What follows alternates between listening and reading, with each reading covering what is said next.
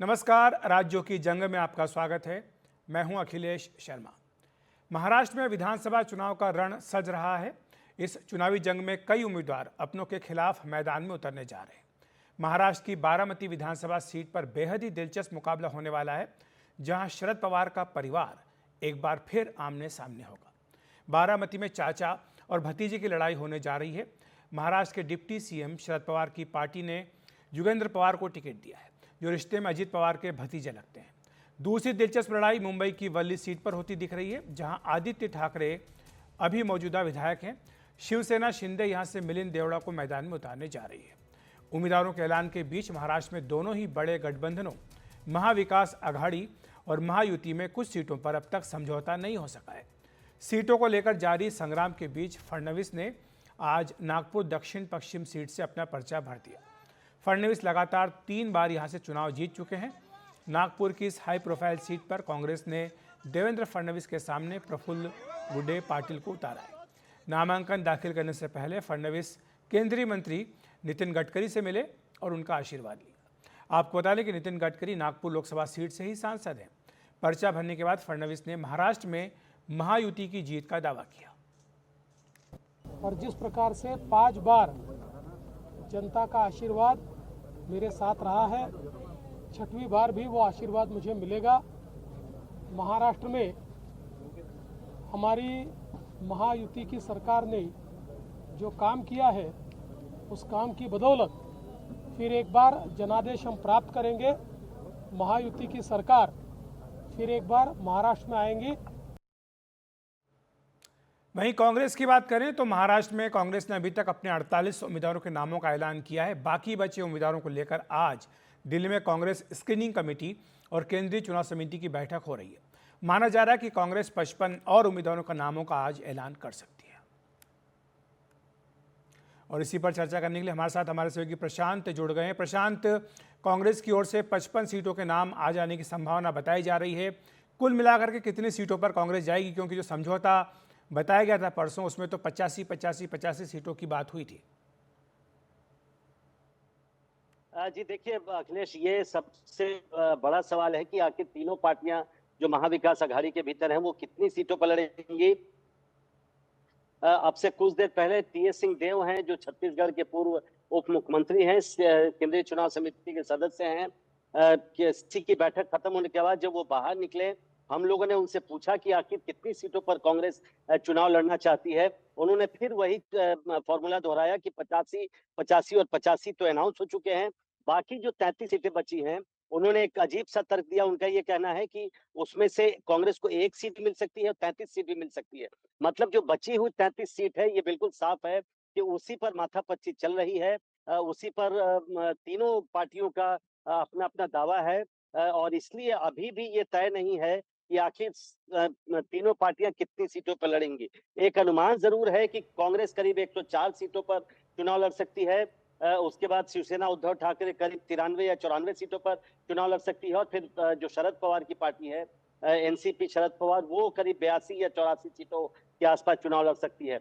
अब से कुछ देर पहले मैं कांग्रेस मुख्यालय में ही मौजूद हूँ। कुछ देर पहले कांग्रेस की केंद्रीय चुनाव समिति की बैठक हुई है और पहले हमें बताया गया था कि 55 सीटों पर इस बैठक में चर्चा होगी। लेकिन अभी जो शुरुआती जानकारी मिली है, अब तक कोई औपचारिक बयान नहीं दिया गया है कांग्रेस की तरफ से।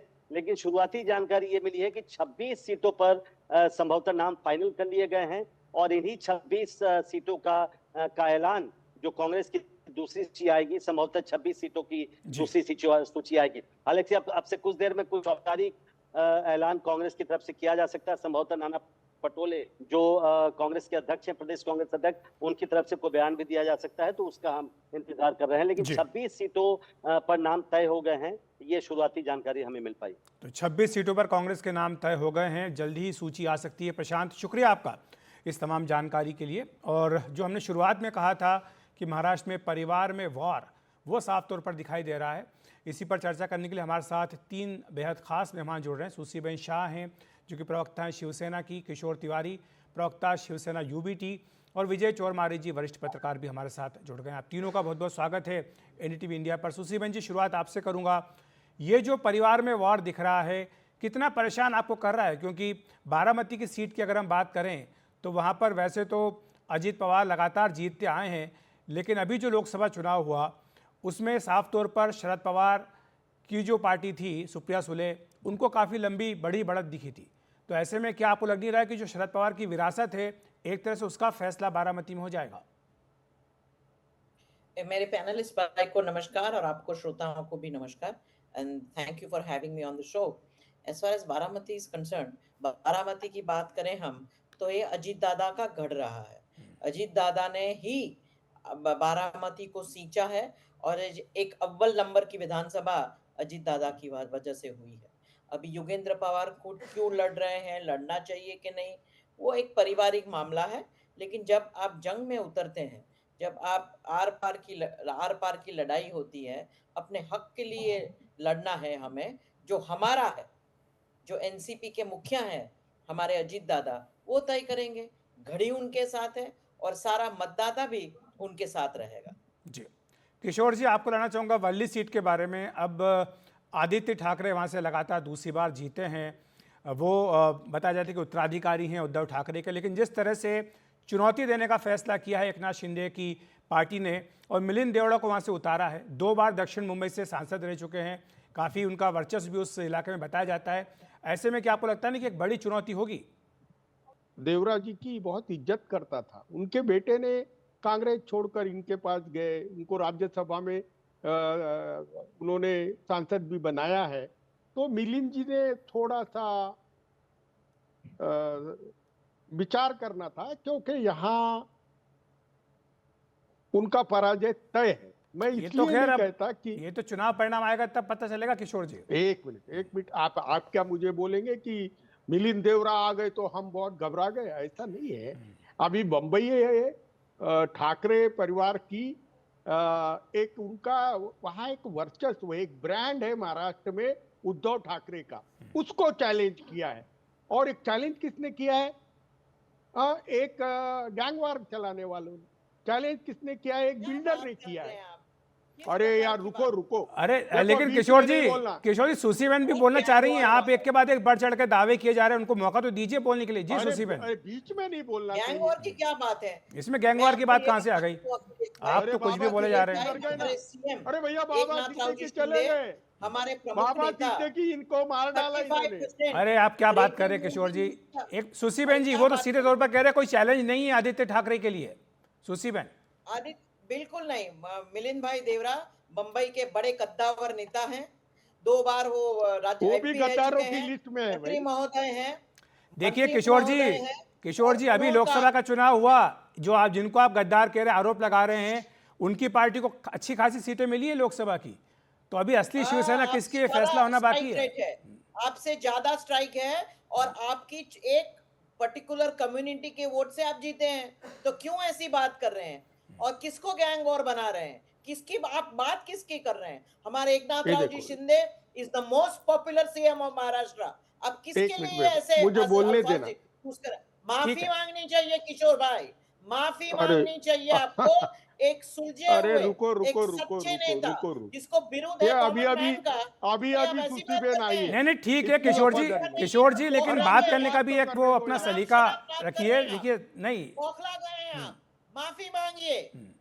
अखिलेश मिनट, भाई, अरे इस रुको। प्रकार की ए, बात, भैया इस मैं प्रकार की ये बात धमकी करने दे रहे हैं की मेरे को। किसी को नहीं अखिलेश धमकी वाली तुम्हारी- बात नहीं है, लेकिन किशोर जी आप भी जानते हैं, आप राष्ट्रीय टेलीविजन पर हैं, नेशनल टीवी पर हैं, आप अरे जानते हैं आप धमकी एक क्यों दे पॉलिटिकल पार्टी के लीडर जो कि सीएम है, कॉन्स्टिट्यूशनल पोस्ट पर हैं, आप इस तरह से नहीं बोल सकते। मैं बहरहाल विजय चोरमारी जी को लाना चाहूँगा। विजय जी, अभी हम देख रहे हैं कि ये वार जो है कम से कम टीवी के पर्दे पर दिखाई दे रहा है, जल्दी ये पर जो वार है लगता है कि सड़कों पर भी दिखाई देगा। वार यानी चुनाव में जो लड़ाई होती है उसकी हम बात कर रहे हैं। ये क्या क्या मोड़ लेगा, खासतौर से अगर हम वल्ली की बात करें, क्योंकि जो आदित्य ठाकरे हैं वो उद्धव ठाकरे की, बाला साहब ठाकरे की विरासत लेकर आगे बढ़ना चाह रहे हैं, दूसरी तरफ मिलिंद देवड़ा की चुनौती उनके सामने पेश कर दी गई है।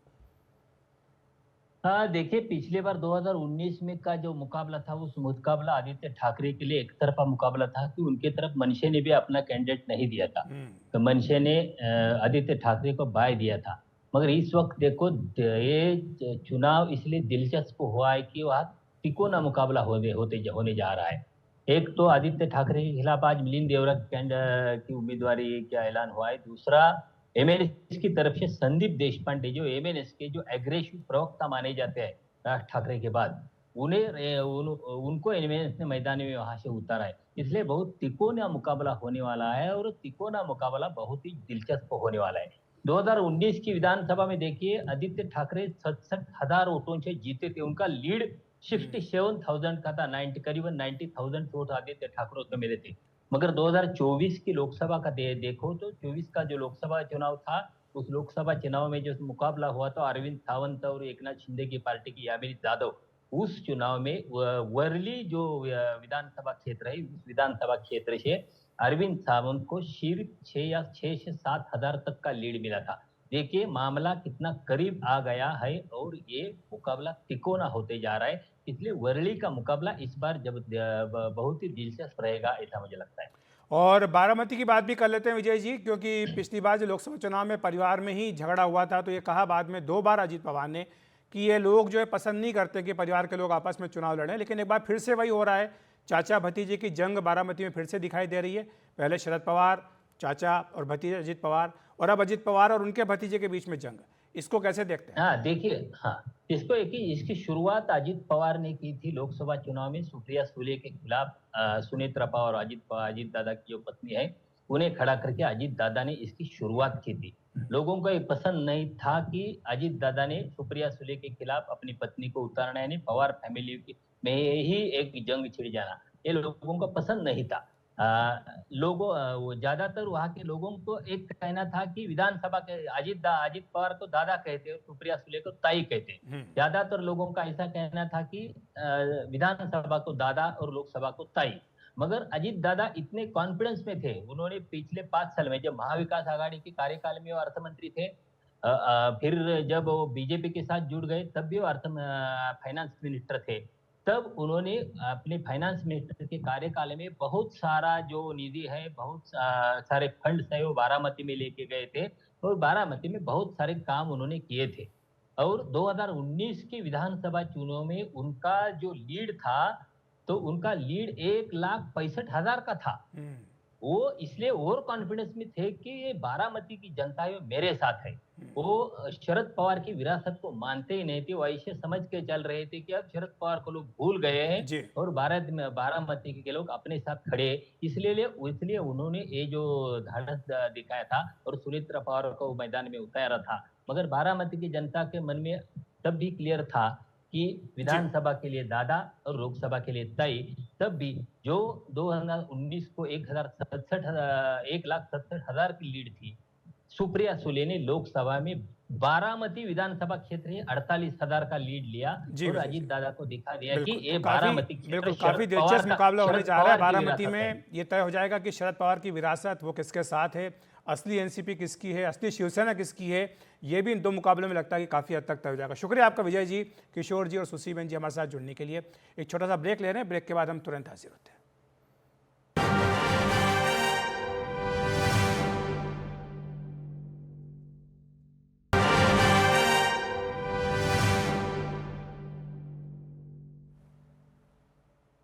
झारखंड विधानसभा चुनाव के पहले चरण के नामांकन का आज अंतिम दिन था। नामांकन के दौरान नेताओं और कार्यकर्ताओं का उत्साह देखा गया। तमाम विधानसभा सीटों के लिए प्रत्याशियों ने अपने नामांकन पर्चे भरे। इसी कड़ी में एनडीए गठबंधन की ओर से सिल्ली विधानसभा सीट के लिए आजसू प्रत्याशी सुदेश महतो ने नामांकन दाखिल किया। इस दौरान असम के मुख्यमंत्री हिमंता बिस्वा शर्मा मौजूद रहे। वहीं पूर्व मुख्यमंत्री चंपई सोरेन ने सरायकेला विधानसभा के लिए नामांकन किया। इस मौके पर उन्होंने कहा कि बीजेपी ने झारखंडियों को सम्मान देने का काम किया है। उधर जेएमएम ने आज जामा सीट से लुइस मरांडी को अपना उम्मीदवार घोषित किया। इस तरह जेएमएम ने 43 उम्मीदवार मैदान में उतारे हैं। झारखंड प्रदेश में जो वर्तमान सरकार है ना, ये बांग्लादेशी घुसपैठ को कभी रोकने का काम नहीं किया। सांताल परगना में आदिवासी का संख्या घट गया, आदिवासी का जमीन पर बांग्लादेशी घुसपैठ बस गया है। ये सबसे अहम मुद्दा है। इसीलिए और ये भारतीय जनता पार्टी ही सांताल परगना धरती, सिद्धू कानू का धरती में आदिवासी को न्याय दे सकता है और दूसरा कोई नहीं है।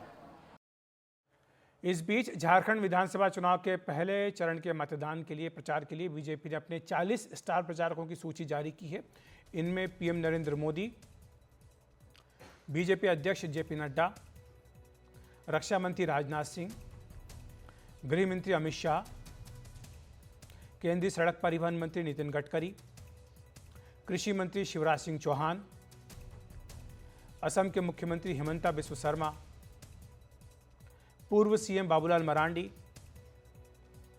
UP CM Yogi Adityanath, MP CM Mohan Yadav, Haryana CM Nayab Singh Saini, Orissa CM Mohan Charan Majhi, Chhattisgarh CM Vishnu Deo Sai, Jharkhand के पूर्व सीएम अर्जुन मुंडा, पूर्व सीएम चंपई सोरेन, सीता सोरेन और बीजेपी सांसद निशिकांत दुबे जैसे बड़े नाम शामिल हैं। तो राज्यों की जंग में आज इतना ही। नमस्कार।